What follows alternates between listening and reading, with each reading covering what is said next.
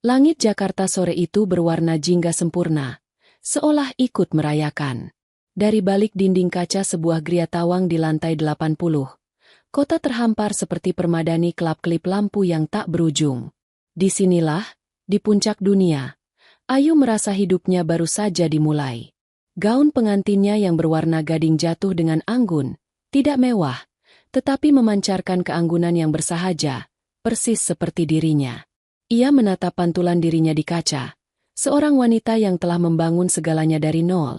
Seorang wanita yang kini siap menyerahkan hatinya sepenuhnya. Di luar sana, di antara para tamu undangan yang terbatas dan berkelas, Bram menunggunya. Pria itu, dengan senyumnya yang mampu meluluhkan gunung es, telah berhasil menembus benteng yang Ayu bangun selama bertahun-tahun. Bagi kebanyakan orang yang hadir, Ayu adalah seorang manajer senior yang karirnya meroket di sebuah perusahaan multinasional.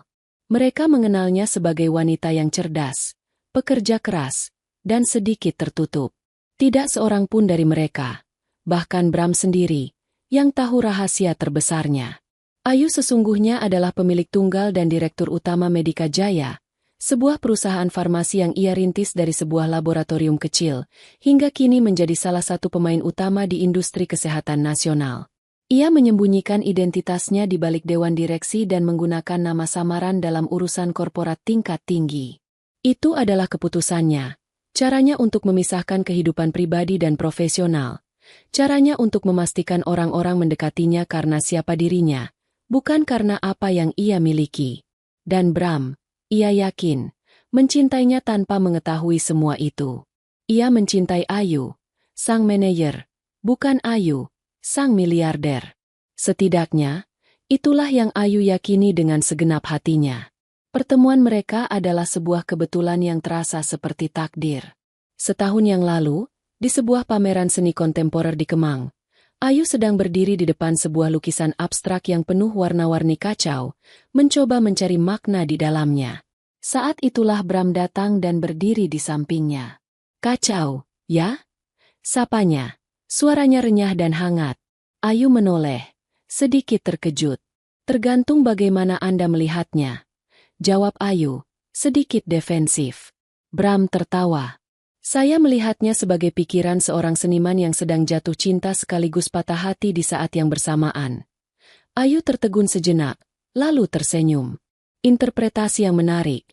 Dari sana, percakapan mereka mengalir begitu saja. Tentang seni, tentang Jakarta yang tak pernah tidur, tentang mimpi-mimpi kecil dan kekecewaan-kekecewaan besar. Bram adalah seorang manajer operasional di Prima Logistik. Ia bercerita tentang pekerjaannya dengan semangat, tetapi Ayu bisa menangkap ada nada kurangnya ambisi di sana. Bram lebih suka berbicara tentang hobinya bermain gitar, tentang rencananya mendaki Gunung Rinjani, tentang keindahan hidup yang sederhana. Dan Ayu jatuh cinta pada kesederhanaan itu. Ia lelah dengan dunia korporat yang penuh intrik dan angka-angka. Ia lelah menjadi otak di balik kesuksesan besar yang tidak bisa ia nikmati secara terbuka. Bersama Bram, ia bisa menjadi Ayu. Hanya Ayu. Wanita yang suka membaca novel di hari Minggu, yang suka memasak rendang dengan resep ibunya, yang bisa tertawa terbahak-bahak karena lelucon yang tidak lucu. Bram memberinya ruang untuk menjadi rapuh, sesuatu yang tidak pernah ia izinkan pada dirinya sendiri sebelumnya. Ia merasa dilihat, bukan karena jabatannya atau saldo rekeningnya, tetapi sebagai seorang manusia. Lamaran Bram terjadi 6 bulan kemudian, di sebuah dermaga kecil di Pulau Seribu, saat matahari terbenam. Tidak ada kemewahan, hanya ada Bram yang berlutut dengan sebuah cincin perak sederhana, dan Ayu yang menangis terharu. Ia mengatakan, "Ya." Bahkan sebelum Bram selesai berbicara, persiapan pernikahan mereka terasa seperti mimpi. Ayu menyerahkan sebagian besar keputusan pada Bram, menikmati perannya sebagai calon pengantin yang hanya perlu duduk manis. Ia tidak peduli dengan biaya. Ia hanya ingin Bram bahagia, ingin melihat wajah pria itu berbinar saat memilih lokasi, catering, dan dekorasi. Ayu mentransfer sejumlah besar uang ke rekening Bram, menyebutnya sebagai bonus besar yang baru saja ia terima dari kantor. Bram tidak pernah bertanya lebih jauh. Ia hanya tersenyum, memeluk Ayu, dan berterima kasih karena memiliki wanita yang begitu mendukungnya. Dan kini, hari itu tiba. Ayu berjalan perlahan menuju altar diiringi alunan biola yang menyayat hati. Matanya terpaku pada Bram. Pria itu tampak luar biasa tampan dalam setelan jas hitamnya. Saat Ayu tiba di hadapannya, Bram mengulurkan tangan, menggenggamnya erat. "Kamu terlihat seperti bidadari," bisiknya. Ayu tersenyum, merasakan kehangatan menjalar dari genggaman tangan mereka ke seluruh tubuhnya. Mereka mengucap janji suci dengan latar belakang siluet gedung-gedung Jakarta, disaksikan oleh bulan yang mulai mengintip malu-malu. Ayu percaya, dengan keyakinan yang begitu murni, bahwa ia telah menemukan belahan jiwanya, pelabuhan terakhirnya. Minggu-minggu pertama pernikahan mereka adalah surga. Mereka menempati sebuah apartemen mewah di bilangan Senopati, yang Ayu beli beberapa tahun lalu sebagai investasi. Ia mengatakan pada Bram bahwa apartemen itu disewakan oleh perusahaannya sebagai fasilitas untuk manajer senior. Bram percaya. Ia begitu terpesona dengan kemewahan itu, dengan pemandangan kota dari balkon, dengan kolam renang pribadi di atap. Ia merasa seperti raja. Pagi hari diisi dengan sarapan bersama, di mana Bram akan mencoba memasak nasi goreng yang selalu berakhir sedikit gosong, dan mereka akan menertawakannya bersama. Ayu akan berangkat kerja, menjalani perannya sebagai manajer, sementara Bram juga pergi ke kantornya di Prima Logistik. Malam hari, mereka akan makan malam, kadang di luar di restoran mahal, kadang di rumah sambil menonton film. Ayu sangat menikmati peran barunya sebagai seorang istri. Ia memastikan pakaian Bram selalu rapi, makanan favoritnya selalu tersedia. Ia bahkan mulai mengurangi jadwal rapatnya di Medika Jaya, mendelegasikan lebih banyak tugas kepada Erik, CFO sekaligus orang kepercayaannya, agar bisa pulang lebih awal. Ia ingin memberikan seluruh waktunya untuk Bram. Ia ingin membangun sebuah keluarga, sebuah rumah yang penuh dengan kehangatan dan tawa. Ia sering membayangkan masa depan mereka, membayangkan anak-anak mereka berlarian di apartemen itu, membayangkan mereka menjadi tua bersama, duduk di balkon sambil mengenang masa muda mereka. Harapan itu begitu nyata, begitu indah, hingga Ayu tidak menyadari bahwa fondasi pernikahan mereka dibangun di atas sebuah rahasia besar. Sebuah kebohongan demi kebaikan yang kelak akan menjadi bumerang paling menyakitkan dalam hidupnya. Ia begitu sibuk menjadi istri yang sempurna, hingga ia lupa bahwa dalam setiap dongeng, selalu ada bagian di mana sang pangeran menunjukkan wujud aslinya, dan sang bidadari harus belajar untuk terbang dengan sayapnya sendiri. Tapi malam itu, di tengah gemerlap Jakarta dan pelukan hangat suaminya, Ayu hanya merasakan kebahagiaan. Kebahagiaan yang murni, absolut, dan sayangnya, fana. Kebahagiaan itu, seperti embun pagi di daun talas, mulai menguap perlahan tanpa Ayu sadari.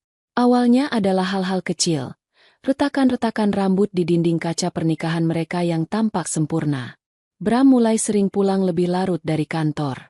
Alasannya selalu sama, ada pekerjaan mendadak, atau rapat dengan klien penting.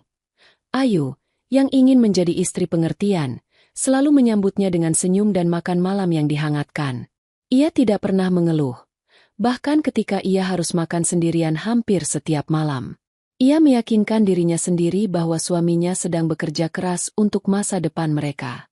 Padahal, jika saja ia mau memeriksa, ia akan tahu bahwa proyek-proyek di Prima Logistik berjalan seperti biasa, tidak ada yang mendesak. Kemudian, sifat asli Bram yang lain mulai muncul ke permukaan. Keengganannya untuk berusaha lebih keras. Suatu hari, atasan Bram di Prima Logistik menawarinya posisi kepala cabang di Surabaya, sebuah promosi besar dengan kenaikan gaji yang signifikan. Bram menolaknya di tempat. Malamnya, ia menceritakan hal itu kepada Ayu dengan santai, seolah itu bukan masalah besar. "Aku tidak mau pindah ke Surabaya," katanya sambil menyendok sup iga buatan Ayu. "Kita sudah nyaman di sini, di Jakarta. Lagi pula, tekanan di posisi itu pasti besar sekali. Aku tidak butuh stres tambahan." Ayu mencoba memahami. "Tapi, Mas, ini kesempatan bagus untuk kariermu," bujuknya lembut. "Gajinya juga jauh lebih besar. Kita bisa mulai menabung lebih serius." Bram meletakkan sendoknya dengan sedikit kasar, menimbulkan bunyi denting yang memecah keheningan. Menabung? Untuk apa? Kita sudah punya semua yang kita butuhkan, kan? Kamu punya pekerjaan bagus. Kita tinggal di apartemen mewah. Uang bukan masalah. Ia menatap Ayu. Ada kilat aneh di matanya. Atau jangan-jangan kamu merasa aku tidak cukup baik untukmu? Merasa bebanku kurang?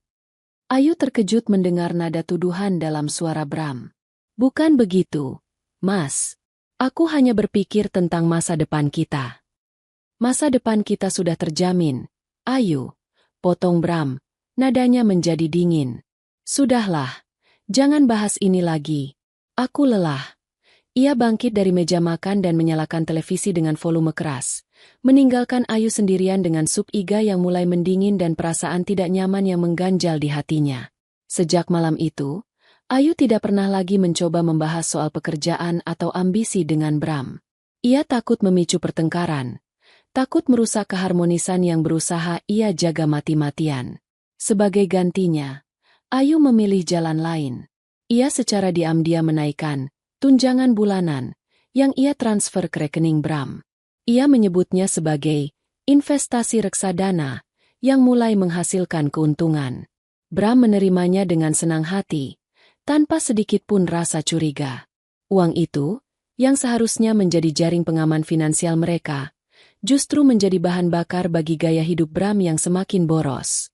Ia mulai membeli jam tangan mewah, menjadi anggota klub golf eksklusif, dan sering mentraktir teman-temannya di bar-bar mahal. Tagihan kartu kreditnya yang dikirim ke apartemen mereka membengkak dari bulan ke bulan. Dan Ayu, setiap akhir bulan, akan duduk sendirian di ruang kerjanya, dengan sabar membayar lunas semua tagihan itu dari rekening pribadinya. Ia melakukannya diam-diam, saat Bram sudah tertidur lelap. Ia merasa seperti sedang menambal lubang di sebuah kapal besar, berharap kapal itu tidak akan tenggelam. Beban finansial itu tidak hanya berhenti di situ. Suatu hari, Bram pulang dengan wajah murung. Ia bercerita bahwa adiknya di kampung sedang kesulitan biaya untuk menyekolahkan anaknya, keponakan Bram. Kasihan dia. Ayu. Anaknya pintar sekali, tapi sepertinya harus putus sekolah, kata Bram dengan nada sedih yang dibuat-buat. Hati Ayu yang lembut langsung tersentuh. Tanpa pikir panjang, ia berkata, biar aku yang bantu, Mas. Anggap saja itu hadiah dari kita untuk keponakanmu. Bram langsung tersenyum cerah, memeluk Ayu erat. Kamu memang bidadari. Sayang. Aku tidak tahu harus bagaimana tanpamu. Malam itu, Ayu mentransfer sejumlah uang yang cukup untuk biaya sekolah selama 3 tahun ke depan. Ia tidak tahu bahwa sebagian dari uang itu digunakan Bram untuk membeli stik golf baru. Puncaknya adalah ketika Ayu, dengan niat baik yang tulus, mencoba menawarkan solusi permanen untuk masalah karir Bram. Melalui koneksinya, ia tahu bahwa salah satu anak perusahaan Medika Jaya yang bergerak di bidang distribusi alat kesehatan sedang membutuhkan seorang direktur operasional. Posisi itu sangat cocok untuk Bram. Gajinya 3 kali lipat dari gajinya di Prima Logistik, dengan fasilitas mobil dan tunjangan yang luar biasa. Suatu malam, dengan hati-hati, Ayu menyampaikan tawaran itu. Aku kenal dengan salah satu petinggi di sana, kata Ayu, memilih kata-katanya dengan saksama. Mereka sedang mencari direktur operasional. Aku sudah merekomendasikanmu, dan mereka sangat tertarik. Kamu hanya perlu datang untuk wawancara formalitas. Reaksi Bram di luar dugaan. Wajahnya yang semula santai berubah menjadi kaku dan dingin. Ia menatap Ayu dengan tatapan menghina. Apa katamu? Kamu merekomendasikan? Jadi sekarang kamu mulai memakai koneksimu untuk mencarikanku pekerjaan. Suaranya rendah dan penuh penekanan. Aku hanya ingin membantu, Mas. Membantu atau mengontrol? Sela Bram tajam. Aku tidak butuh sedekahmu, Ayu. Aku punya harga diri. Aku tidak akan pernah bekerja di sebuah perusahaan hanya karena istriku mengenal petingginya. Apa kata orang nanti? Mereka akan bilang aku mendapatkan pekerjaan karena mengemis pada istriku. Tapi ini bukan perusahaan sembarangan. Ini.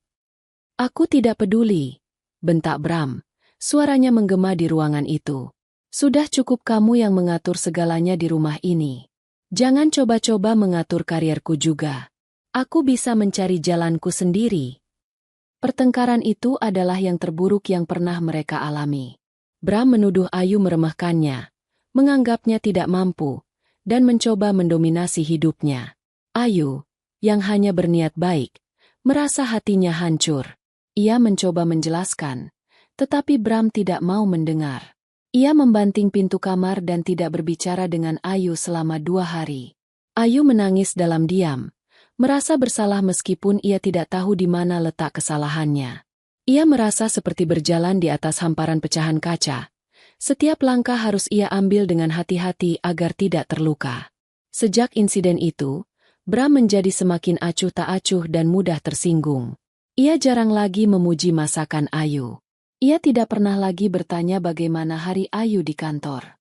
Percakapan mereka hanya sebatas basa-basi. Kehangatan di antara mereka perlahan memudar, digantikan oleh hawa dingin yang canggung. Ayu merasa semakin kesepian. Ia memiliki suami yang tidur di ranjang yang sama, tetapi terasa seperti orang asing.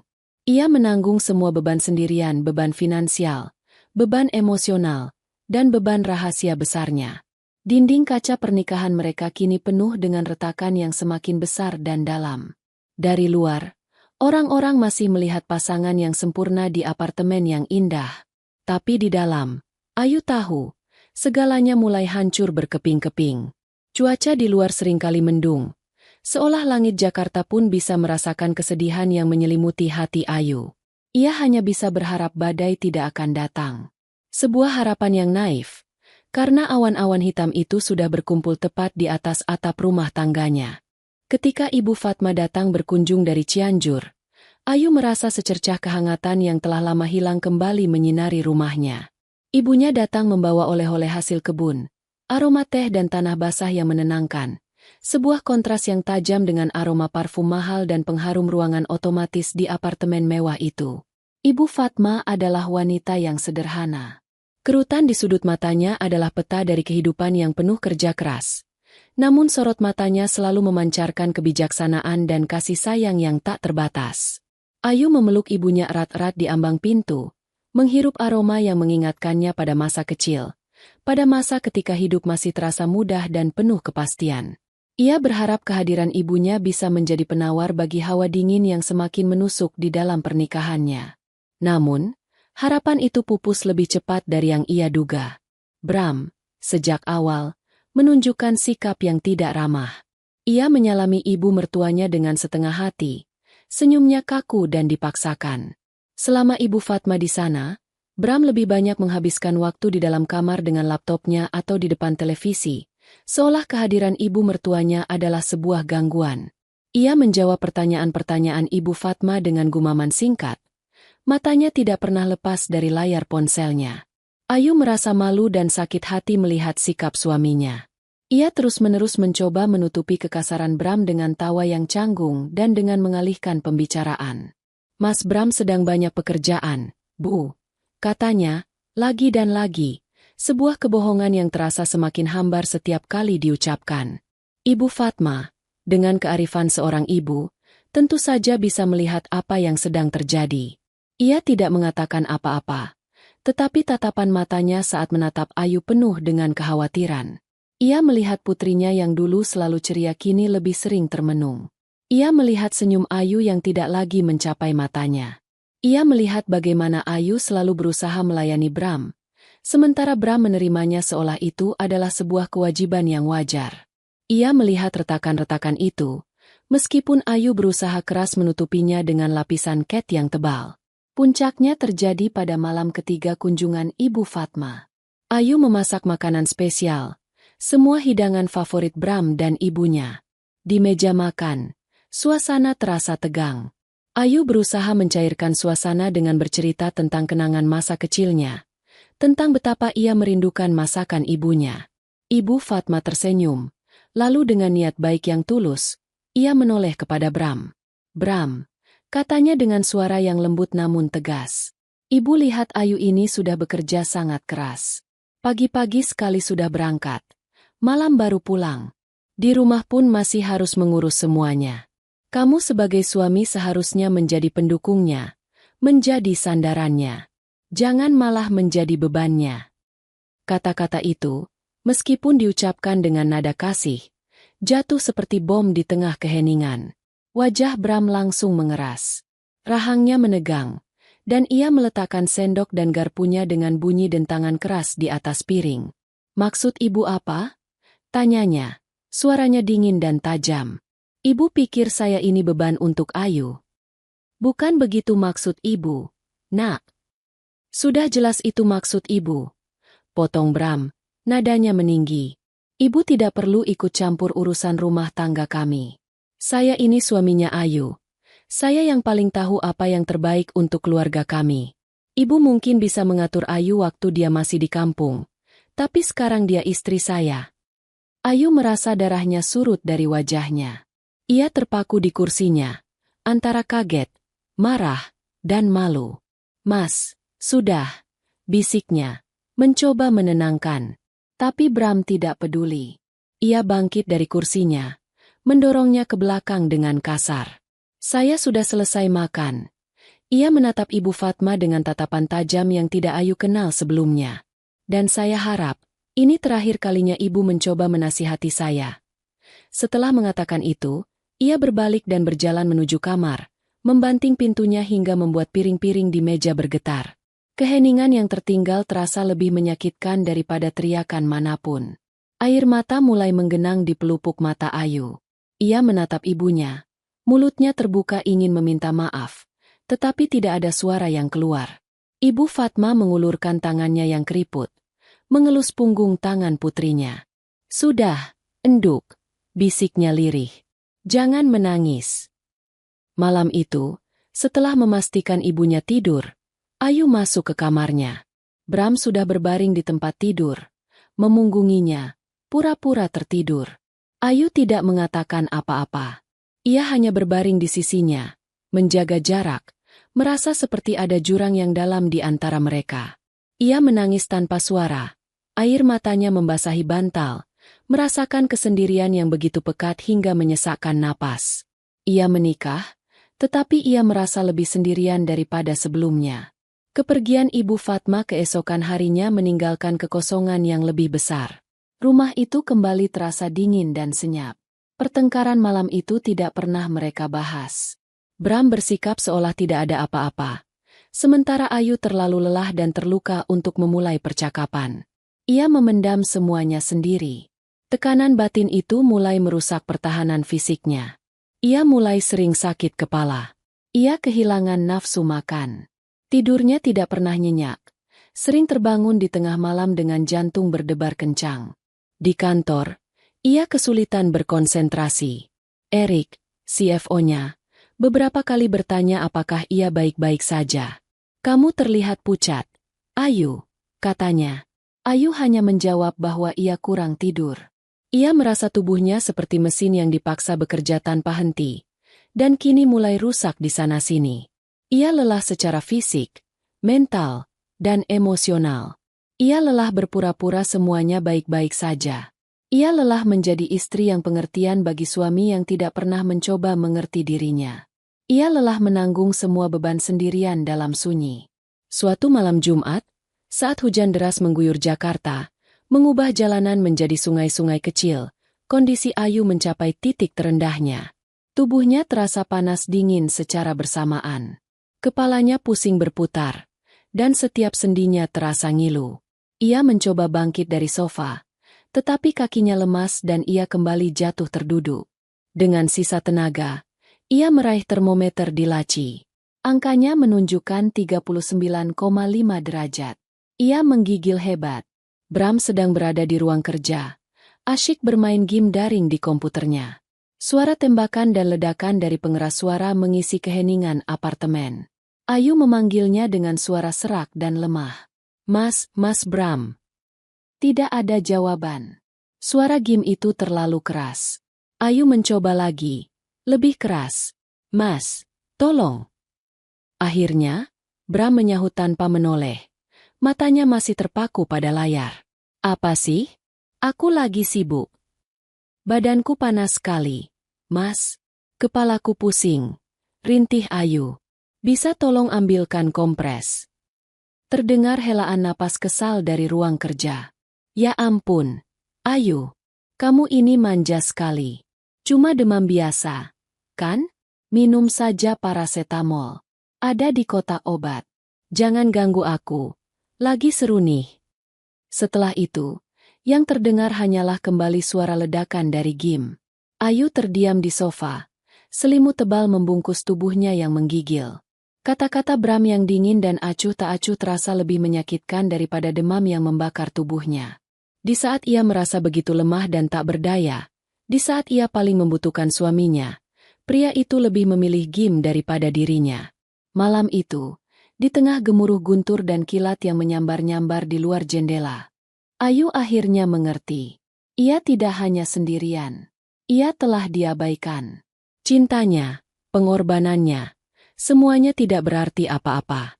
Harapan terakhirnya untuk pernikahan itu padam. Seperti lilin yang ditiup oleh angin badai. Yang tersisa hanyalah kegelapan dan rasa sakit yang tak terhingga.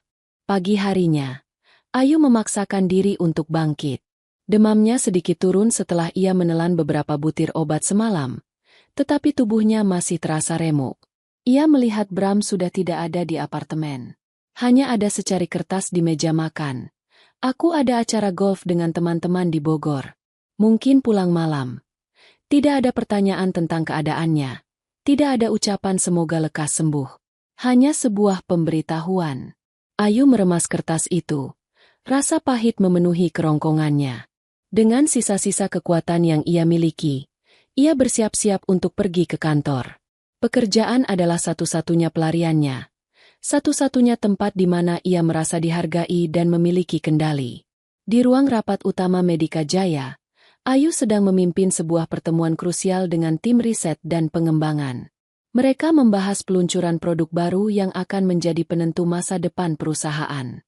Ayu, dengan profesionalismenya yang tinggi, berusaha menyembunyikan kondisi fisiknya. Ia berdiri di depan layar proyektor, menjelaskan data dan grafik dengan suara yang ia paksa agar terdengar mantap. Namun, di tengah-tengah presentasinya, ia merasa pandangannya mulai kabur. Ruangan itu terasa berputar, dan suara rekan-rekannya terdengar seperti dengungan dari kejauhan. Keringat dingin membasahi pelipisnya.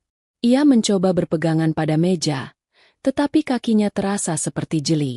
Ayu, kamu baik-baik saja? Suara Erik terdengar cemas dari seberang meja. Ayu mencoba menjawab, tetapi yang keluar dari mulutnya hanyalah gumaman. Ia melihat wajah-wajah cemas di sekelilingnya sebelum semuanya menjadi gelap. Ia ambruk di lantai ruang rapatnya sendiri. Kepanikan meledak. Erik, tanpa pikir panjang, segera berteriak memanggil bantuan dan mengangkat tubuh Ayu yang lemas, membawanya keluar dari ruangan. Ia tidak menunggu ambulans. Ia melarikan Ayu ke rumah sakit swasta terbaik di Jakarta dengan mobilnya sendiri. Ketika Ayu sadar, hal pertama yang ia cium adalah bau antiseptik yang tajam. Ia membuka matanya perlahan, melihat langit-langit putih yang asing dan merasakan jarum infus tertancap di punggung tangannya. Erik duduk di kursi samping tempat tidurnya. Wajahnya tegang penuh kekhawatiran. Syukurlah kamu sudah sadar, kata Erik. Suaranya terdengar lega. Kamu membuat kami semua takut setengah mati. Apa yang terjadi? Tanya Ayu lemah. Kamu pingsan di tengah rapat. Dokter bilang kamu kelelahan dan dehidrasi parah. Mereka sedang melakukan beberapa tes untuk mencari tahu penyebabnya. Jelas Erik. Beberapa jam kemudian, seorang dokter paruh-baya dengan wajah serius masuk ke kamar rawat Ayu. Erik diminta untuk menunggu di luar. Dokter itu duduk di samping Ayu, menatapnya dengan tatapan penuh empati yang justru membuat jantung Ayu berdebar kencang. Dokter itu menjelaskan hasil pemeriksaan CT scan dan tes darah dengan bahasa yang hati-hati. Kata-kata seperti massa, lesi, dan pankreas berdengung di telinga Ayu. Ia tidak sepenuhnya mengerti istilah medisnya, tetapi ia mengerti keseriusan di wajah dokter itu. Lalu, diagnosis itu dijatuhkan. Sebuah kalimat yang menghancurkan dunianya dalam hitungan detik. Ibu Ayu, kami menemukan adanya tumor pada pankreas ibu. Berdasarkan hasil awal, tumor ini bersifat ganas dan agresif. Kami perlu melakukan biopsi untuk memastikannya, tapi ibu harus segera memulai perawatan. Tumor pankreas. Kanker. Kata itu terasa asing dan mengerikan. Dunia Ayu seakan berhenti berputar. Ia hanya bisa menatap dokter itu dengan pandangan kosong. Ini tidak mungkin terjadi. Ia masih muda. Ia selalu menjaga pola makan. Ia tidak pernah merokok. Bagaimana mungkin? Ribuan pertanyaan berkecamuk di kepalanya. Tetapi mulutnya terkunci. Yang ia rasakan hanyalah ketakutan yang dingin dan melumpuhkan. Setelah dokter itu pergi, hal pertama yang terlintas di benaknya adalah Bram. Ia butuh suaminya. Ia butuh dukungan Bram lebih dari apapun saat ini. Dengan tangan gemetar, ia meraih ponselnya dan menekan nomor Bram. Telepon berdering. Sekali, 2 kali, 3 kali. Tidak diangkat. Ayu mencoba lagi. Masih sama. Ia memutuskan untuk mengirim pesan singkat.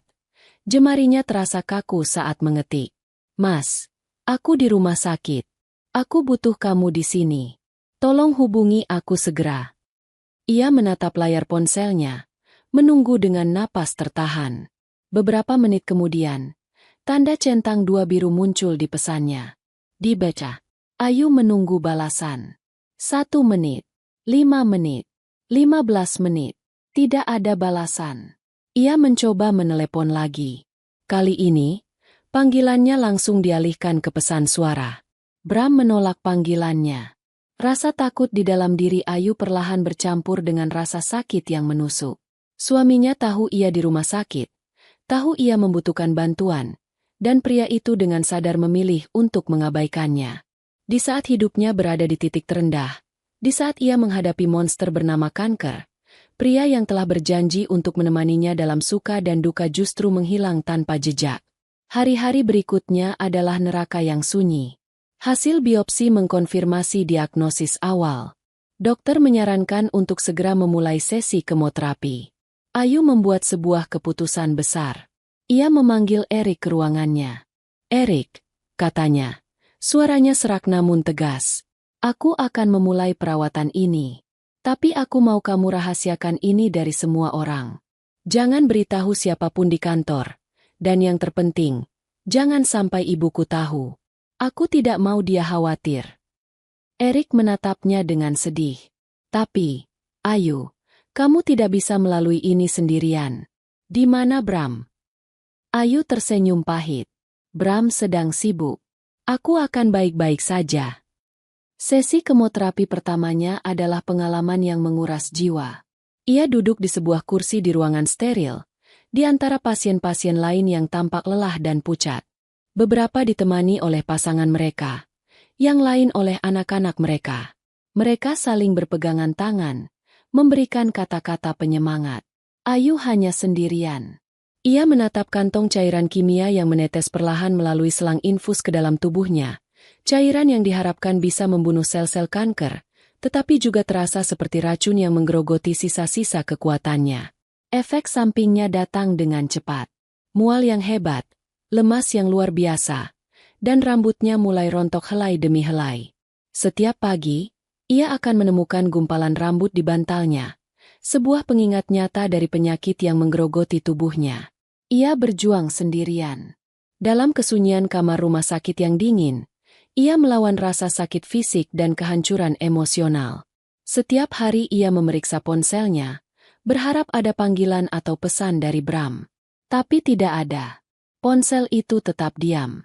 Kekosongan di samping tempat tidurnya terasa lebih menyakitkan daripada efek kemoterapi manapun.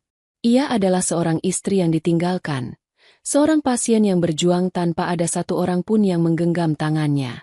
Dalam kesendirian yang memilukan itu, sesuatu di dalam diri Ayu mulai berubah.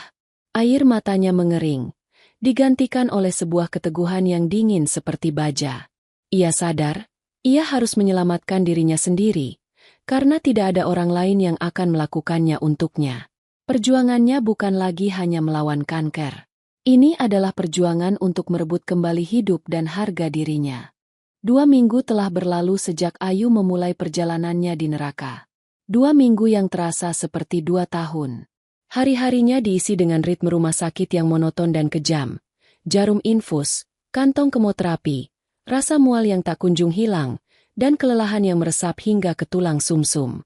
Rambutnya yang dulu hitam legam dan tebal kini menipis secara drastis, menyisakan helaian-helaian rapuh yang mengingatkannya pada kerapuhan tubuhnya sendiri. Ia telah melewati fase penyangkalan, kemarahan, dan kesedihan yang mendalam. Kini, yang tersisa adalah semacam penerimaan yang pasrah, sebuah ketenangan yang dingin di tengah badai. Ia sudah berhenti memeriksa ponselnya setiap 5 menit. Ia sudah berhenti berharap akan ada panggilan dari Bram. Ia telah menerima kenyataan bahwa ia harus melalui ini sendirian. Ia sedang mencoba membaca sebuah buku, meskipun kata-kata di halaman itu tampak menari-nari di depan matanya yang lelah, ketika pintu kamar rawatnya terbuka. Ayu mendongak, mengira itu adalah perawat yang datang untuk memeriksa infusnya. Tapi yang berdiri di ambang pintu adalah Bram. Untuk sesaat, sepersekian detik yang terasa abadi, hati Ayu melonjak. Sebersit harapan bodoh yang ia kira sudah mati, ternyata masih bernapas. Ia datang. Akhirnya ia datang. Mungkin ia baru tahu, mungkin ia sibuk luar biasa, mungkin ada penjelasan logis untuk keheningannya selama ini. Bram melangkah masuk. Ia tidak terlihat seperti suami yang cemas. Ia tidak terlihat panik atau sedih. Ia mengenakan kemeja polo bermerek yang disetrika rapi dan celana katun yang mahal.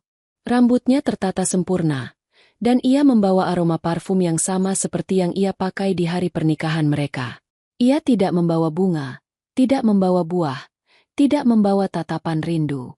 Ia hanya membawa tas kerja kulitnya dan ekspresi wajah yang datar dan tak terbaca. Ia menarik kursi di samping tempat tidur Ayu dan duduk, meletakkan tasnya di lantai. "Hai," sapanya. Suaranya terdengar canggung. "Hai," jawab Ayu lirih. Suaranya serak. Ia tidak tahu harus berkata apa. Ia menunggu. Menunggu penjelasan, permintaan maaf, atau setidaknya sebuah pertanyaan tentang keadaannya. Bram berdeham, menghindari tatapan mata Ayu. Ia menatap ke dinding, ke selang infus, kemana saja selain ke wajah pucat istrinya. "Aku sudah dengar tentang keadaanmu," katanya. "Aku turut prihatin." Turut prihatin. Dua kata itu terasa seperti tamparan.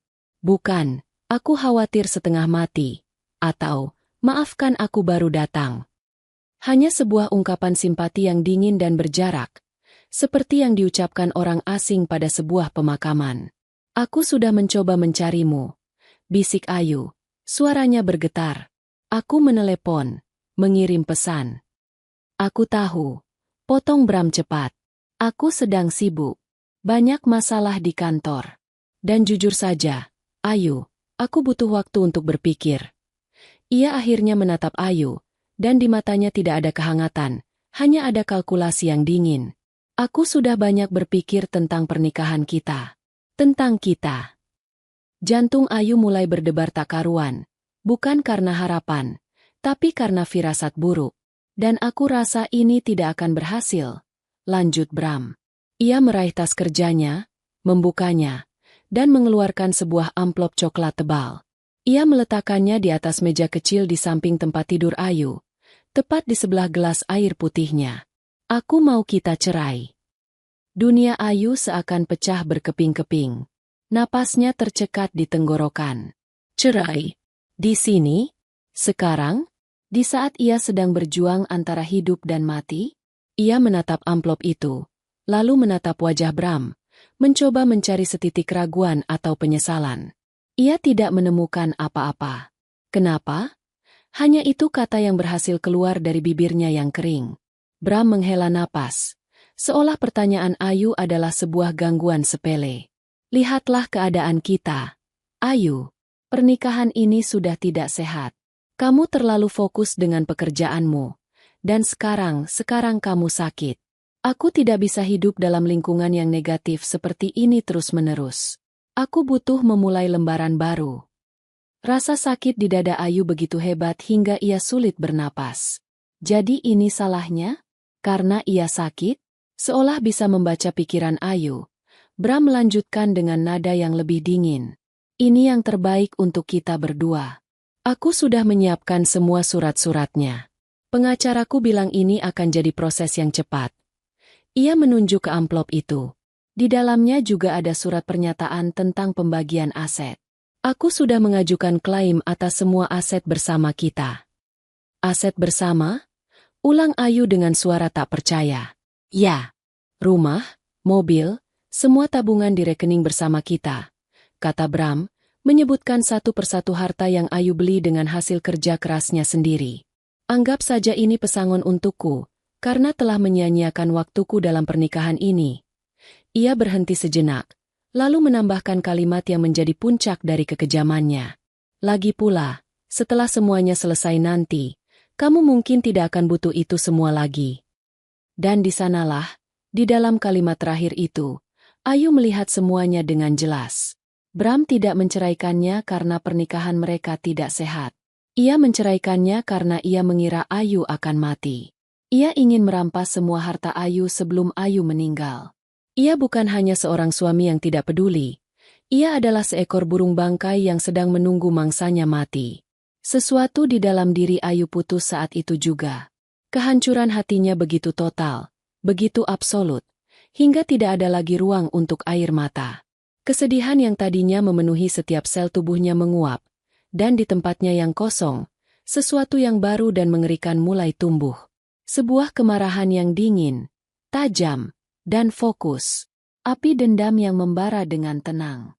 Cinta yang dulu begitu besar untuk pria di hadapannya kini telah berubah menjadi kebencian yang sama besarnya.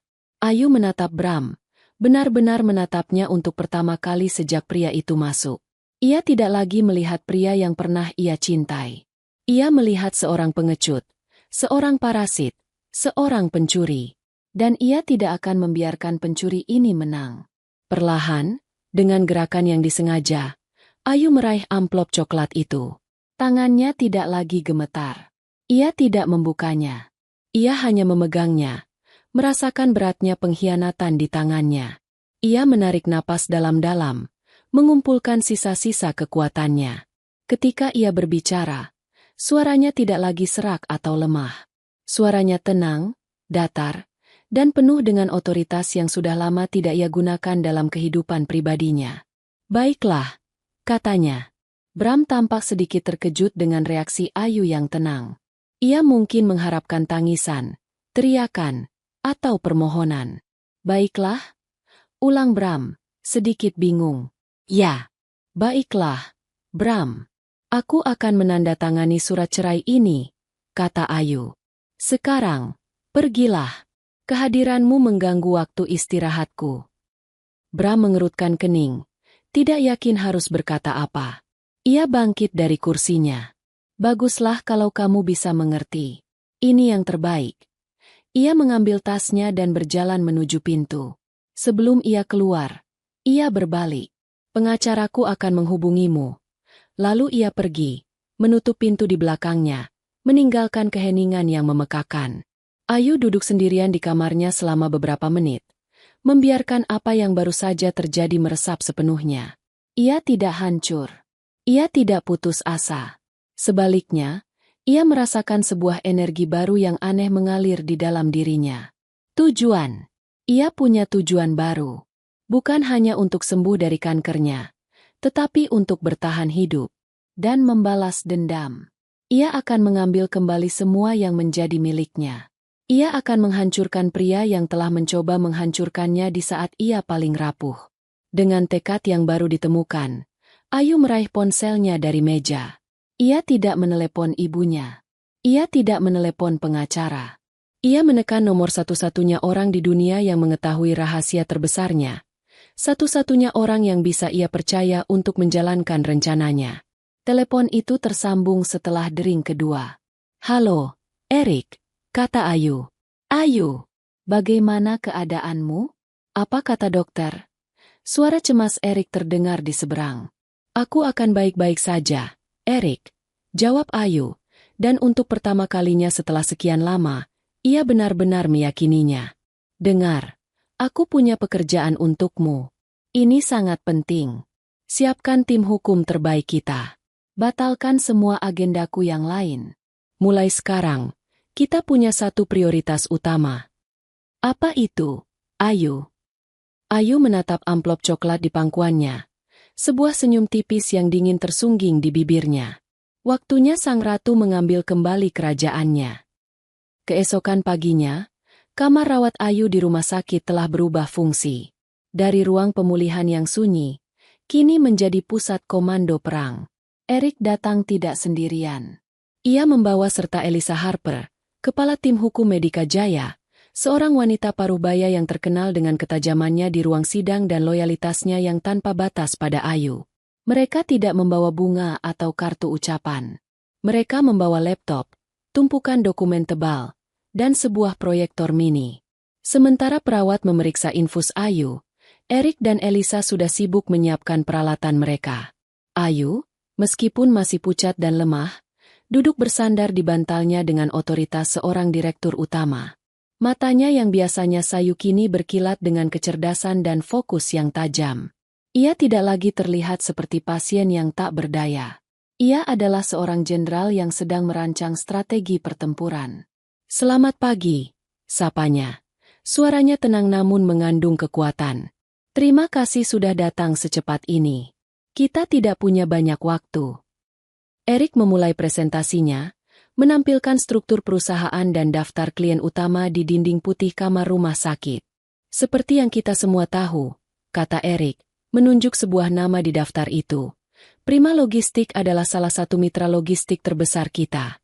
Mereka menangani hampir seluruh distribusi produk kita di Pulau Jawa." "Dan berapa persen pendapatan mereka yang berasal dari kontrak dengan Medika Jaya?" tanya Ayu, meskipun ia sudah tahu jawabannya. Erik mengganti slide. Sebuah diagram lingkaran muncul, dengan satu irisan besar berwarna merah mendominasi hampir 2/3 lingkaran. 62%, tepatnya, jawab Erik. "Tanpa kita, mereka akan lumpuh dalam hitungan bulan." Ayu mengangguk perlahan. "Bagus." Ia kemudian menoleh pada Elisa. "Elisa, kau ingat surat kuasa absolut yang pernah aku tanda tangani untuk ibuku beberapa tahun lalu?" Elisa mengangguk. "Tentu saja, Ayu. Surat kuasa yang memberikan Ibu Fatma hak untuk bertindak sebagai perwakilan hukummu dalam semua urusan perusahaan. Kami menyiapkannya sebagai langkah antisipasi untuk melindungi identitasmu." "Tepat," kata Ayu. "Selama ini, semua kontrak besar, termasuk kontrak dengan Prima Logistik, ditandatangani bukan atas namaku, melainkan atas nama Ibu Fatma sebagai perwakilan dari Dewan Direksi Medika Jaya." Bram tidak pernah tahu ini. Dunia bisnis hanya mengenal nama ibuku sebagai salah satu figur penting di balik perusahaan kita, meskipun mereka tidak pernah melihat wajahnya. Erik dan Elisa mulai mengerti kemana arah pembicaraan ini. Sebuah rencana yang brilian sekaligus kejam mulai terbentuk. "Aku ingin kita memutus kontrak dengan Prima Logistik. Segera," perintah Ayu. "Gunakan klausul pelanggaran etika dan penurunan performa. Aku yakin tim audit kita bisa menemukan beberapa penurunan performa dalam laporan pengiriman mereka beberapa bulan terakhir. Berikan pemberitahuan pemutusan kontrak hari ini juga. Dan pastikan surat itu ditandatangani secara resmi oleh perwakilan hukum kita, Ibu Fatma." Menggunakan nama ibunya adalah langkah yang jenius. Ini akan membuat pemutusan kontrak tampak seperti keputusan bisnis yang murni dari Dewan Direksi, tanpa ada sangkut paut pribadi dengan Ayu. Ini akan melindungi Ayu dari tuduhan balas dendam pribadi, sekaligus memastikan identitasnya sebagai pemilik Medika Jaya tetap menjadi rahasia. Elisa tersenyum tipis, sebuah senyum penuh kekaguman. "Akan saya siapkan suratnya segera. Dalam 2 jam, surat itu akan ada di meja Direktur Utama Prima Logistik." Tahap pertama dari rencana itu dieksekusi dengan kecepatan dan presisi militer. Sebuah surat elektronik resmi dikirimkan, diikuti oleh kurir yang mengantarkan dokumen fisiknya. Di kantor Prima Logistik, surat itu menimbulkan kepanikan yang luar biasa. Kehilangan klien yang menyumbang lebih dari separuh pendapatan mereka adalah sebuah bencana. Pak Surya, Direktur Utama Prima Logistik yang temperamental, mengamuk di ruangannya. Ia butuh kambing hitam, seseorang untuk disalahkan atas malapetaka ini. Dan perhatiannya langsung tertuju pada Bram, Manajer operasional yang beberapa bulan terakhir kinerjanya terus menurun dan sering dikeluhkan oleh tim dari Medika Jaya. Tuduhan kelalaian dalam menjaga hubungan dengan klien utama menjadi senjata yang sempurna. Sore itu juga, Bram dipanggil ke ruangan Pak Surya dan dipecat di tempat. Ia keluar dari gedung kantornya dengan sebuah kotak berisi barang-barang pribadinya. Masih dalam keadaan syok dan tidak mengerti apa yang baru saja menimpanya. Sementara itu, di rumah sakit, Ayu menjalankan tahap kedua dari rencananya. Elisa datang kembali sore harinya. Kali ini membawa satu set dokumen yang berbeda. Gugatan cerai balasan, kata Elisa sambil menyerahkan map itu kepada Ayu. Kita tidak hanya menolak tuntutannya, kita menggugat balik. Di dalam map itu, Elisa telah melampirkan semua bukti kepemilikan tunggal Ayu atas semua aset yang diklaim oleh Bram. Sertifikat apartemen atas nama Ayu, yang dibeli jauh sebelum ia mengenal Bram. Bukti pembelian mobil sport dengan transfer dari rekening pribadi Ayu. Laporan rekening bank selama 5 tahun terakhir yang menunjukkan semua pemasukan besar berasal dari Ayu, sementara pemasukan Bram hanya cukup untuk menutupi pengeluaran pribadinya yang paling dasar. Bukti-bukti itu tak terbantahkan. Kita juga akan mengajukan perintah pengadilan untuk segera mengosongkan properti, tambah Elisa. Dan langkah terakhir. Elisa mengeluarkan ponselnya dan dengan beberapa kali sentuhan, ia melanjutkan. Semua kartu kredit tambahan atas nama Bram sudah saya blokir. Rekening bersama juga sudah saya bekukan. Mulai detik ini, dia tidak punya akses ke 1 rupiah pun uangmu. Ayu menandatangani gugatan cerai itu dengan tangan yang mantap. Saat pena itu menggores kertas, ia tidak merasakan kesedihan atau penyesalan. Yang ia rasakan hanyalah sebuah kelegaan yang dingin. Ia sedang memotong tali terakhir yang mengikatnya pada masa lalunya yang beracun. Ia sedang mengambil kembali kendali atas hidupnya. Dalam waktu kurang dari 24 jam, dunia Bram hancur berantakan. Ia kehilangan pekerjaan, reputasi, dan semua akses ke kehidupan mewah yang telah menjadi candunya. Ia mencoba pulang ke apartemen, tetapi kartu aksesnya tidak berfungsi.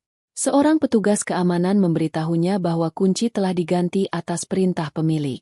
Ia mencoba menggunakan kartu kreditnya untuk memesan kamar hotel, tetapi kartunya ditolak. Ponselnya berdering, sebuah panggilan dari pengacaranya, memberitahukan tentang gugatan cerai balasan dari Ayu yang dilengkapi dengan bukti-bukti yang tidak bisa disangkal. Sang ratu telah bangkit.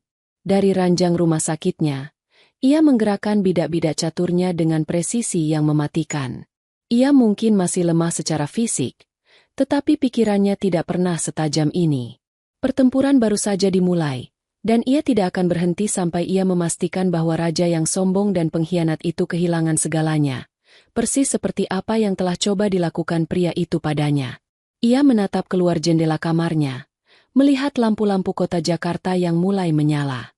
Dulu, ia melihatnya sebagai latar dari dongeng cintanya. Sekarang, ia melihatnya sebagai papan permainan raksasa, dan ia adalah pemain utamanya.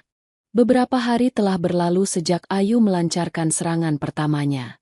Ia baru saja menyelesaikan sesi kemoterapi ketiganya, sesi yang paling berat sejauh ini.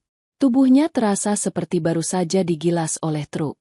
Setiap sendinya ngilu, dan rasa mual yang konstan membuatnya tidak bisa menelan apapun selain air putih. Ia berbaring lemah di ranjang rumah sakitnya. Matanya terpejam, mencoba mengumpulkan sisa-sisa energi. Dalam keheningan yang hanya dipecah oleh bunyi tetesan infus itu, ia hampir tidak menyadari getaran ponsel di meja sampingnya. Dengan gerakan lambat, ia meraihnya. Sebuah nomor tak dikenal tertera di layar. Ayu memiliki firasat kuat siapa pemilik nomor itu. Ia membiarkannya bergetar sejenak, menimbang-nimbang. Lalu, dengan helaan napas panjang, ia menekan tombol hijau dan mengaktifkan pengeras suara. Ia terlalu lelah untuk mengangkat ponsel ke telinganya. "Halo?" sapanya. Suaranya lebih serak dari biasanya. "Ayu? Ayu, ini aku, Bram." Suara di seberang terdengar panik, putus asa, dan sama sekali tidak seperti suara Bram yang ia kenal. Tidak ada lagi arogansi atau nada dingin yang memerintah. Yang ada hanyalah rintihan seorang pria yang hancur. "Ayu, tolong jangan tutup teleponnya. Aku mohon, Dengarkan aku dulu. Ayu tidak menjawab. Ia hanya diam, membiarkan keheningan menjadi jawabannya. Kesunyiannya seolah memberikan izin bagi Bram untuk melanjutkan. Ayu, aku tidak tahu apa yang terjadi. Isak Bram, suaranya pecah. Semuanya hancur. Aku dipecat. Ayu. Mereka bilang aku lalai. Semua orang di kantor menyalahkanku atas kontrak Medika Jaya yang hilang. Lalu aku pulang. Tapi aku tidak bisa masuk apartemen. Kartu kreditku diblokir. Pengacaraku bilang kamu menggugat balik. Ayu, apa yang terjadi? Kenapa kamu melakukan ini padaku? Ayu tetap diam. Ia mendengarkan rentetan keluhan egois itu. Tidak ada satupun pertanyaan tentang keadaannya. Tidak ada, bagaimana hasil kemoterapimu? Semua hanya tentang Bram, tentang apa yang telah hilang darinya. Melihat Ayu tidak merespons, kepanikan Bram semakin menjadi. Oke, aku salah. Aku mengaku salah. Serunya, suaranya meninggi. Aku seharusnya tidak datang ke rumah sakit seperti itu. Aku seharusnya tidak memberimu surat cerai. Aku panik. Ayu. Aku stres. Aku tidak tahu harus berbuat apa. Aku minta maaf. Aku benar-benar minta maaf. Tolong, tarik kembali semua ini. Kita bisa perbaiki semuanya. Tarik gugatanmu. Bicara pada bosmu di kantor agar mereka mau bekerja sama lagi dengan Prima Logistik. Aku akan melakukan apa saja. Aku akan merawatmu. Aku janji. Aku akan menemanimu kemoterapi setiap hari. Aku bersumpah. Ayu, beri aku satu kesempatan kedua. Permohonan itu, yang mungkin beberapa minggu lalu akan membuat hati Ayu luluh, kini terdengar hampa dan menjijikan. Ia bisa mendengar dengan jelas apa yang tidak diucapkan. Bram tidak menyesal telah mengkhianatinya. Ia menyesal karena ketahuan dan karena kehilangan semua fasilitasnya. Penyesalannya lahir dari kemiskinan dan keputusasaan, bukan dari cinta atau rasa bersalah. Ayu menarik napas perlahan, mengumpulkan kekuatan. Ketika ia akhirnya berbicara, suaranya terdengar sangat tenang, hampir seperti bisikan, namun setiap katanya tajam seperti pecahan kaca. Kesempatan kedua, Bram. Iya, Ayu. Satu kesempatan lagi, itu saja yang kuminta. Sahut Bram penuh harap. Biar aku perjelas. Lanjut Ayu dengan nada yang sama tenangnya. Penyesalanmu ini, apakah ini muncul karena kamu tiba-tiba sadar bahwa kamu mencintaiku? Atau ini muncul tepat setelah kamu dipecat dari pekerjaanmu dan kartu kreditmu tidak lagi berfungsi? Terdengar keheningan sesaat di seberang sana. Bram tergagap. Tentu saja karena aku mencintaimu. Ayu, aku hanya bingung kemarin. Ayu hampir tertawa. Sebuah tawa kering tanpa humor. Jangan berbohong lagi, Bram. Setidaknya milikilah sedikit harga diri untuk tidak berbohong saat kamu sudah terpojok seperti ini. Ia berhenti sejenak, membiarkan kata-katanya meresap. Lalu, ia menjatuhkan bomnya. Tapi aku penasaran. Di antara semua kepanikanmu itu, apakah kamu sempat memberitahu Raisa tentang semua ini? Keheningan di ujung telepon kali ini berbeda. Keheningan yang total dan absolut. Ayu bisa membayangkan wajah Bram yang pucat pasi. Matanya yang terbelalak kaget. Ia tahu ia telah mengenai sasarannya. Siapa? Bisik Bram, mencoba berpura-pura tidak tahu. Raisa. Ulang Ayu. Mengeja namanya dengan perlahan dan jelas. Gadis intern di kantormu itu. Putri dari direktur cabang perusahaanmu yang ada di Bandung. Cantik orangnya. Aku sudah lihat fotonya. Kalian terlihat sangat serasi saat makan malam di salah satu restoran di Puncak. Atau saat kalian check-in di sebuah villa di akhir pekan. 2 hari sebelum aku pingsan di kantor. Yang mana momen favoritmu? Bram? Aku hanya ingin tahu. Setiap kata adalah sebuah tusukan. Ayu tidak berteriak, tidak histeris. Ia menyajikannya sebagai sebuah fakta, sebuah laporan intelijen yang dingin dan tak terbantahkan. Ia membiarkan Bram tahu bahwa ia tidak hanya dicurigai. Ia telah terbukti bersalah tanpa keraguan sedikitpun. Ayu, aku bisa jelaskan. Suara Bram kini terdengar seperti rintihan orang yang sekarat. Tidak perlu, potong Ayu. Suaranya kini benar-benar tanpa emosi. Kamu sudah menjelaskan semuanya dengan sangat baik melalui tindakanmu. Kamu adalah seorang pengkhianat, seorang pengecut, dan seorang pencuri. Dan orang sepertimu tidak pantas mendapatkan kesempatan kedua.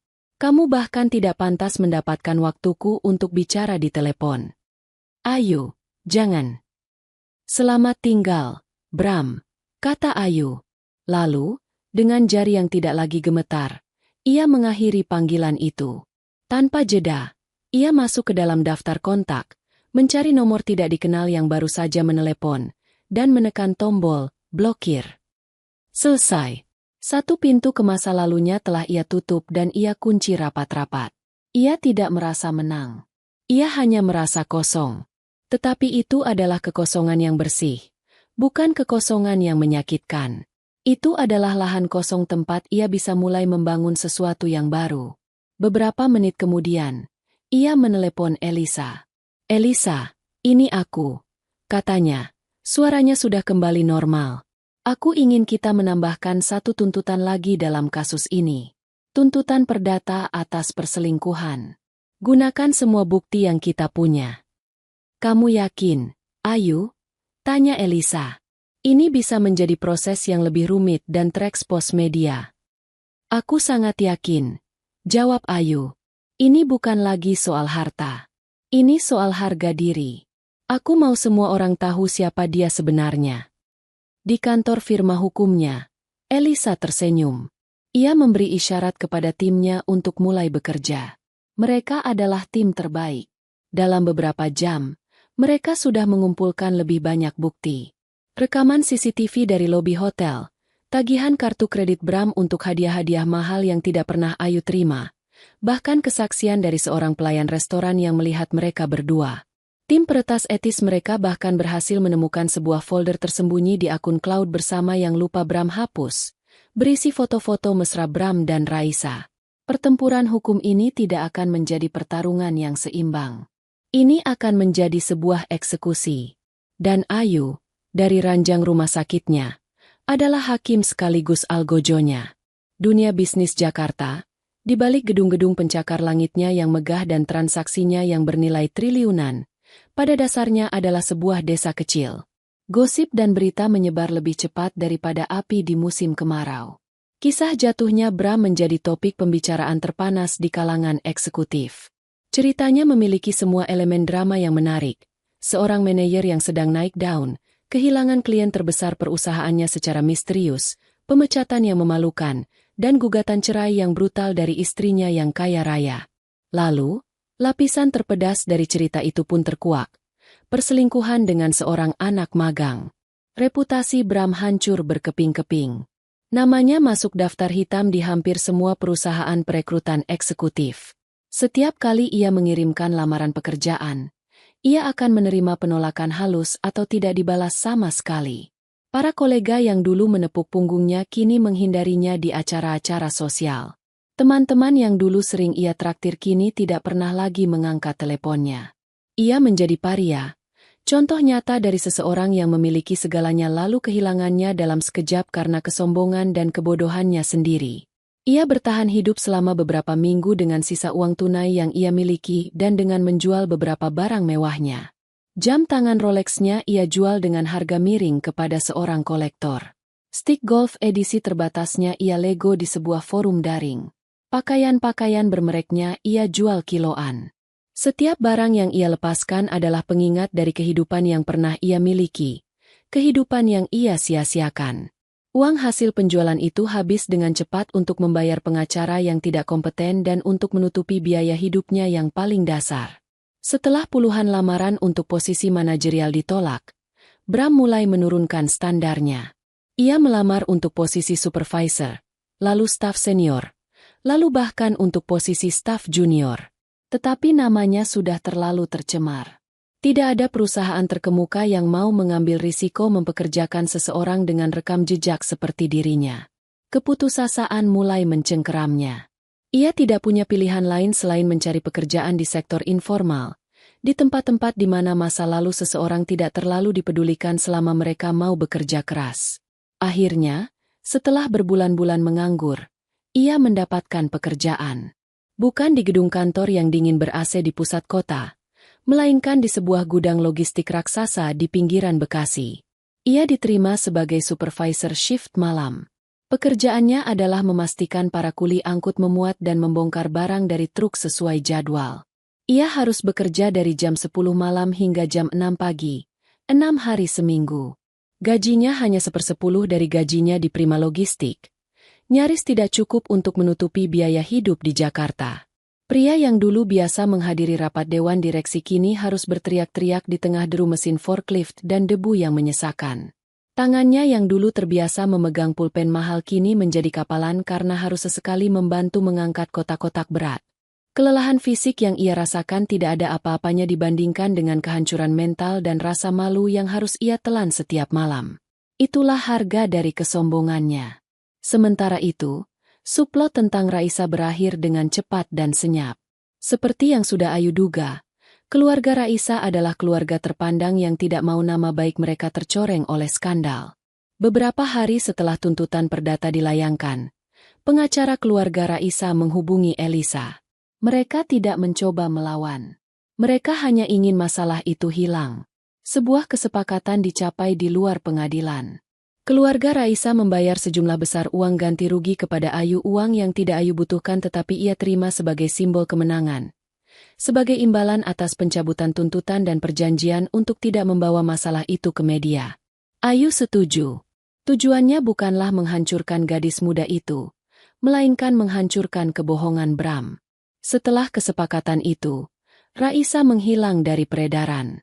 Akun media sosialnya dihapus, dan menurut informasi yang didengar Elisa, ia dikirim oleh keluarganya untuk melanjutkan sekolah di luar negeri, sebuah cara elegan untuk mengasingkannya hingga skandal itu dilupakan.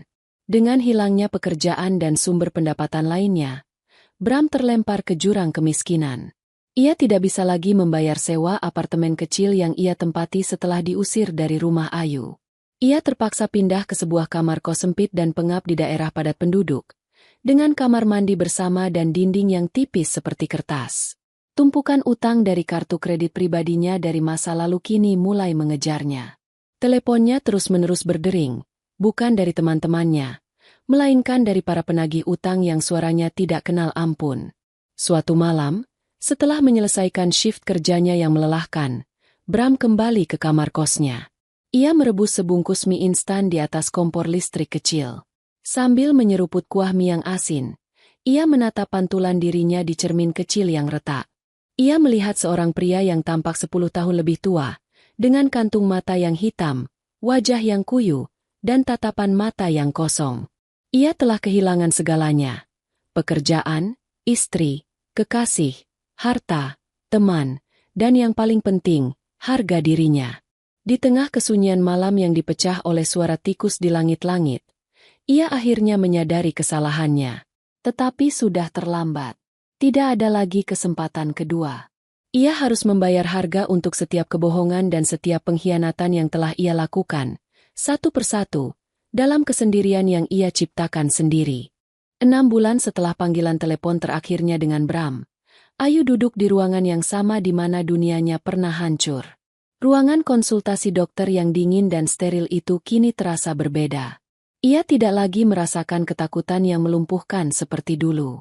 Ia datang dengan ketenangan seorang pejuang yang telah melalui pertempuran terpanjang dalam hidupnya dan kini siap mendengar vonis akhirnya. Perjalanannya tidak mudah. Ia telah melewati siklus kemoterapi tambahan, sesi radiasi yang melelahkan, dan hari-hari di mana bangkit dari tempat tidur terasa seperti mendaki gunung. Namun, ia tidak pernah sendirian lagi. Erik selalu ada, membawakannya laporan pekerjaan sekaligus sup ayam hangat. Ibunya, yang akhirnya ia beritahu setelah melewati masa kritis, datang dari Cianjur dan merawatnya dengan doa dan tangan yang lembut. Timnya di Medika Jaya secara bergiliran mengirimkan bunga dan pesan-pesan penyemangat. Ia dikelilingi oleh cinta yang tulus, bukan cinta palsu yang menuntut. Dokter masuk ruangan sambil tersenyum. Sebuah senyum lebar yang tidak ia tunjukkan pada pertemuan pertama mereka. Di tangannya, Ia memegang hasil pemindaian PET scan terbaru. Ia meletakkannya di atas meja, menyinari gambar-gambar hitam putih itu dengan lampu. "Saya punya kabar baik, Bu Ayu," katanya. Suaranya terdengar tulus dan lega. Ia menunjuk ke beberapa area di gambar itu. Area yang dulu menunjukkan bintik-bintik gelap yang mengerikan. Semuanya bersih. Tidak ada lagi aktivitas sel kanker yang terdeteksi di tubuh ibu. Ibu berhasil melewatinya. Ibu telah menang. Kemenangan. Kata itu terasa begitu besar dan agung. Ayu tidak berteriak atau melompat kegirangan. Reaksinya jauh lebih dalam dan sunyi. Setetes air mata jatuh dari sudut matanya. Bukan air mata kesedihan, melainkan air mata kelegaan yang murni. Beban seberat gunung yang selama ini menekan dadanya seolah terangkat. Ia menarik napas dalam-dalam, merasakan udara memenuhi paru-parunya. Benar-benar merasakannya untuk pertama kali setelah sekian lama. Ia menang. Ia telah menatap wajah kematian dan berjalan melewatinya. Setelah ini, tidak ada lagi yang bisa membuatnya takut. Kembalinya Ayu ke kantor pusat Medika Jaya beberapa minggu kemudian adalah sebuah peristiwa. Ia sengaja datang tanpa pemberitahuan, hanya bersama Erik. Namun, saat ia melangkah keluar dari lift di lantai eksekutif, ia disambut oleh pemandangan yang membuatnya tertegun. Seluruh karyawan dari berbagai divisi berbaris di sepanjang lobi, dari pintu lift hingga ke pintu ruangannya. Saat mereka melihatnya, tepuk tangan yang meriah membahana, menggema di seluruh gedung. Mereka tidak tahu detail penyakitnya. Mereka hanya tahu pemimpin mereka telah kembali setelah berjuang keras melawan sakit yang parah. Ayu menatap wajah-wajah karyawannya. Dari manajer senior hingga petugas kebersihan, semua tersenyum tulus padanya. Ia merasa terharu. Ini adalah keluarga yang ia bangun. Ini adalah kerajaannya, bukan karena ia memilikinya, tetapi karena ia telah menumpahkan darah, keringat, dan air matanya untuk membangunnya bersama mereka. Penampilannya telah berubah. Rambutnya kini dipotong sangat pendek. Gaya pisiekat yang membingkai wajahnya yang sedikit lebih tirus namun memancarkan kekuatan yang tak terbantahkan. Tidak ada lagi jejak kerapuhan di matanya. Yang ada hanyalah ketenangan, fokus, dan ketegasan seorang pemimpin yang telah teruji oleh api. Ia mengangkat tangannya, dan tepuk tangan itu perlahan mereda. "Terima kasih," katanya. Suaranya mantap dan jelas. "Terima kasih telah menjaga rumah kita saat saya pergi. Sekarang, mari kita kembali bekerja." Dan ia pun kembali bekerja, tetapi sebagai Ayu yang baru. Di ruang rapat, ia menjadi lebih tajam dan lebih efisien. Ia tidak lagi memiliki kesabaran untuk politik kantor atau presentasi yang bertele-tele. Ia memotong birokrasi yang tidak perlu dan mendorong inovasi dengan energi yang baru. Ia masih seorang pemimpin yang baik dan mendengarkan, tetapi kini ada batas yang jelas di sekelilingnya. Ia tidak lagi mencoba menyenangkan semua orang. Ia membuat keputusan berdasarkan data dan intuisi, bukan berdasarkan kebutuhan untuk divalidasi. Ia tidak lagi terbebani oleh ekspektasi orang lain. Ia bekerja bukan untuk membuktikan sesuatu kepada dunia, tetapi untuk memenuhi visinya sendiri. Transformasi itu juga terasa dalam kehidupan pribadinya. Ia menjual apartemen mewah di Senopati itu tanpa menoleh ke belakang. Setiap sudut di tempat itu terasa tercemar oleh kenangan buruk. Ia tidak ingin lagi hidup di tengah gemerlap Jakarta yang terasa palsu. Ia mendambakan ketenangan, ruang untuk bernapas, dan tempat di mana ia bisa mendengar pikirannya sendiri. Ia mulai mencari sebuah rumah, bukan sebagai investasi, tetapi sebagai sebuah sangkar suci. Pencariannya berakhir di Bandung. Di sebuah kawasan yang tenang, sedikit di luar kota, ia menemukan sebuah rumah kecil yang menghadap langsung ke sebuah danau yang jernih. Rumah itu tidak besar atau mewah, tetapi memiliki jendela-jendela besar yang membiarkan cahaya matahari masuk dengan leluasa, dan sebuah teras kayu yang menjorok ke arah air. Ia langsung jatuh cinta pada tempat itu. Ia membelinya dan mulai menatanya dengan seleranya sendiri. Ia memilih perabotan yang nyaman dan bersahaja, memenuhi rak-rak buku dengan novel-novel yang belum sempat ia baca, dan mulai menanam bunga-bunga di taman kecilnya. Suatu sore, setelah seharian bekerja dari rumah, Ayu membuat secangkir teh melati dan duduk di terasnya. Matahari senja melukis langit dengan warna oranye dan ungu, memantulkan cahayanya yang lembut di permukaan danau yang tenang. Tidak ada suara klakson mobil atau deru pembangunan. Hanya ada suara angin yang berdesir lembut di antara pepohonan dan suara jangkrik yang mulai bernyanyi. Ia menyesap tehnya, merasakan kehangatannya menyebar ke seluruh tubuhnya. Disinilah ia menemukannya. Bukan kemenangan yang gemerlap atau balas dendam yang membara, melainkan sesuatu yang jauh lebih berharga, kedamaian. Kedamaian yang datang dari penerimaan diri, dari melepaskan masa lalu, dan dari keberanian untuk memulai kembali. Ia telah kehilangan seorang suami, tetapi ia telah menemukan dirinya sendiri. Dan dalam ketenangan danau di hadapannya, ia merasa lebih utuh dan lebih bebas daripada sebelumnya. Cuaca cerah dan hangat, seolah alam semesta pun setuju bahwa babak baru dalam hidupnya telah dimulai. Beberapa bulan kemudian, saat musim hujan mulai menyapa Bandung dengan gerimisnya yang syahdu, Erik datang berkunjung. Ia telah menjadi lebih dari sekadar tangan kanan Ayu dalam bisnis. Ia telah menjadi sahabat terdekatnya, saksi bisu dari kejatuhan dan kebangkitannya. Mereka duduk di teras yang sama, kali ini dengan 2 cangkir coklat panas di tangan, memandang rintik hujan yang menciptakan ribuan lingkaran kecil di permukaan danau. "Elisa cerita padaku," kata Erik memecah keheningan yang nyaman di antara mereka.